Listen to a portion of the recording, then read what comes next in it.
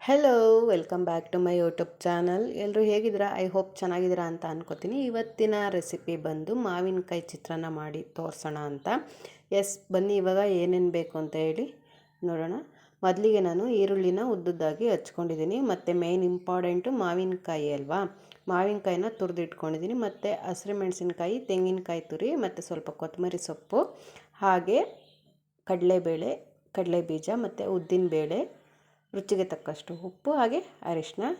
ಬನ್ನಿ ಇವಾಗ ಹೇಗೆ ಮಾಡೋದು ಅಂತ ಹೇಳಿ ನೋಡೋಣ. ನಾನು ಒಂದು ಬಾಣಲಿನ ಇಟ್ಕೊಂಡು ಅದಕ್ಕೆ ಎಣ್ಣೆನ ಹಾಕಿ, ಎಣ್ಣೆ ಕಾದ್ಮೇಲೆ ಕಡಲೆ ಬೀಜನ ಹಾಕ್ಕೊಂಡಿದ್ದೀನಿ. ಕಡಲೆ ಬೀಜ ಜಾಸ್ತಿ ಹಾಕ್ದಷ್ಟು ತುಂಬ ಚೆನ್ನಾಗಿರುತ್ತೆ ತಿನ್ನೋದಕ್ಕೆ.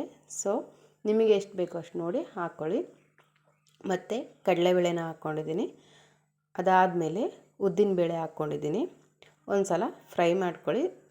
ಕಡಿಮೆ ಉರಿ ಮಾಡ್ಕೊಳ್ಳಿ. ಏನಕ್ಕೆ ಅಂದರೆ ಅದು ಕಡಲೆ ಬೀಜ ಫ್ರೈ ಆಗಬೇಕಾದ್ರೆ ಎಣ್ಣೆ ಸಿಡಿಯೋ ಚಾನ್ಸಸ್ ಇರುತ್ತೆ. ಸೊ ಹಾಗಾಗಿ. ಮತ್ತು ಕರ್ಬೇವಿನ ಎಲೆ ಹಾಕ್ಕೊಂಡಿದ್ದೀನಿ, ಹಾಗೆ ಸಾಸಿವೆ ಮತ್ತು ಸ್ವಲ್ಪ ಜೀರಿಗೆನ ಹಾಕ್ಕೊಂಡಿದ್ದೀನಿ.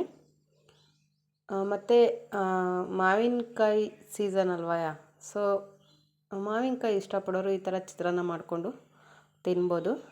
ಮತ್ತು ಇಲ್ಲಿ ಈರುಳ್ಳಿನ ಹಾಕ್ಕೊಂಡಿದ್ದೀನಿ.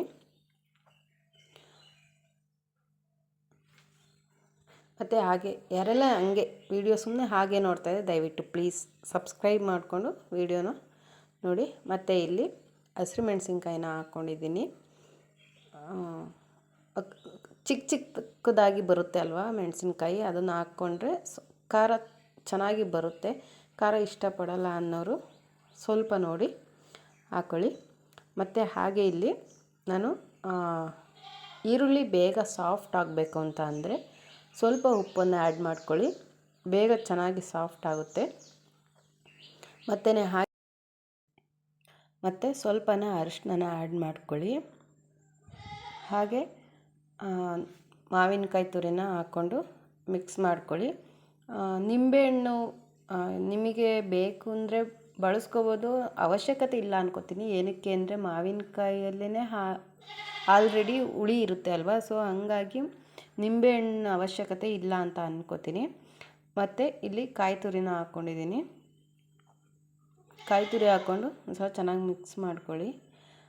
ದಯವಿಟ್ಟು ಪ್ಲೀಸ್ ಹಾಗೆಯೇ ಯಾರಾದರೂ ವೀಡಿಯೋ ನೋಡ್ತಾ ಇದ್ದರೆ ದಯವಿಟ್ಟು ಪ್ಲೀಸ್ ಸಬ್ಸ್ಕ್ರೈಬ್ ಮಾಡ್ಕೊಂಡು ನೋಡಿ. ಹಾಗೆ ನಾನು ಯಾವುದೇ ವೀಡಿಯೋ ಅಪ್ಲೋಡ್ ಮಾಡಿದ್ರೂ ನಿಮಗೆ ನೋಟಿಫಿಕೇಷನ್ ಬರಬೇಕು ಅಂದರೆ ಪಕ್ಕದಲ್ಲೇ ಇರೋ ಬೆಲ್ಲೈಕನ್ನ ಕೂಡ ನೀವು ಕ್ಲಿಕ್ ಮಾಡಿದ್ರೆ ನಾನು ಯಾವಾಗ ವೀಡಿಯೋ ಅಪ್ಲೋಡ್ ಮಾಡಿದ್ರೂ ನಿಮಗೆ ನೋಟಿಫಿಕೇಷನ್ ಬರುತ್ತೆ. ಮತ್ತು ಕೊತ್ತಂಬರಿ ಸೊಪ್ಪನ್ನು ಹಾಕ್ಕೊಂಡಿದ್ದೀನಿ.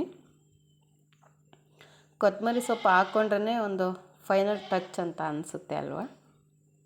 ಸೊ ಇವಾಗ ಗೊಜ್ಜು ಕೂಡ ರೆಡಿಯಾಗಿದೆ. ಈ ಗೊಜ್ಜನ್ನು ನೀವು ಫ್ರಿಡ್ಜಲ್ಲಿ ಬೇಕಾದರೂ ಇಟ್ಕೋಬೋದು. ಫ್ರಿಡ್ಜಲ್ಲಿ ಇಟ್ಟಿದ್ರೆ ಸ್ವಲ್ಪ ದಿನ ಇಟ್ಕೋಬೋದು. ಫ್ರಿಡ್ಜ್ ಇಲ್ಲ ಅನ್ನೋರು ಒಂದು 2-3 ದಿನ ಆರಾಮಾಗಿ ಮಡಿಕೋಬೋದು. ಯಾವುದೇ ಥರ ಈ ಗೊಜ್ಜು ಹಾಳಾಗೋದಿಲ್ಲ. ಏನಕ್ಕೆ ಅಂದರೆ ಹುಳಿ ಇರುತ್ತೆ ಅಲ್ವಾ, ಸೊ ಹಾಗಾಗಿ ಗೊಜ್ಜು ಯಾವುದೇ ಕಾರಣಕ್ಕೂ ಹಾಳಾಗೋದಿಲ್ಲ. ಫೈನಲಾಗಿ ಅನ್ನನ ಹಾಕಿ ಮಿಕ್ಸ್ ಮಾಡಿಕೊಂಡು ಈ ಚಿತ್ರಾನ್ನ ತಿನ್ನೋದು ಅಷ್ಟೇ ಕೆಲಸ.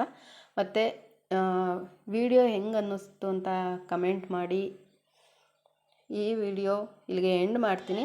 ನೆಕ್ಸ್ಟ್ ವಿಡಿಯೋದಲ್ಲಿ ಸಿಗೋಣ. ಅಲ್ಲಿವರೆಗೂ ಟೇಕ್ ಕೇರ್, ಬಾಯ್.